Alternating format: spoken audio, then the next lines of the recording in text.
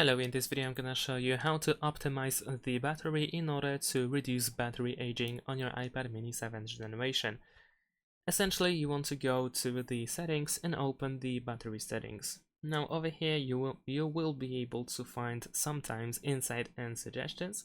So for instance, in my case I have auto brightness disabled, which of course is not really optimal for preserving the battery life. In that case, I can tap on this option in order to immediately jump into the proper settings and make a change.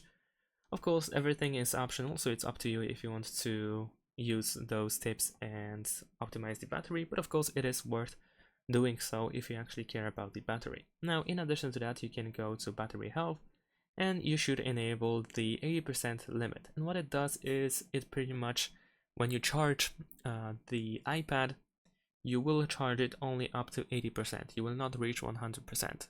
And you may be wondering, well, why would I ever do that? And the reason is actually pretty simple. Batteries, most of the batteries actually on most of the devices, such as iPhones, iPads, and even Android smartphones, and so on and so forth, these batteries are designed in such a way that the 80% is the most optimal way of charging these devices, meaning that they will last longer, they will have maximum capacity for longer if you charge them only up to 80%. And speaking about charging, I'm gonna also mention when you should actually start charging your iPad, because this is also quite important. And the ideal range for the battery is between 20 and 80%, meaning that if your battery drops to 20%, it is the ideal time when you should start charging your iPad.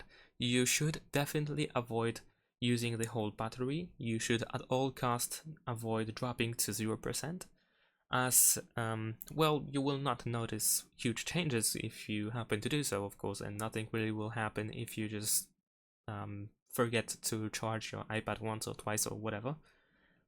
But if you keep doing that, then of course the battery will age definitely quicker compared to trying to keep that 20 and 80% battery range. So keep that in mind. So these are all essential tips that you can use for your iPad, that you can try to keep in mind in order to prevent battery aging and optimize the battery usage. Thanks for watching, leave a like and subscribe to my channel, and see you in my next videos. Bye!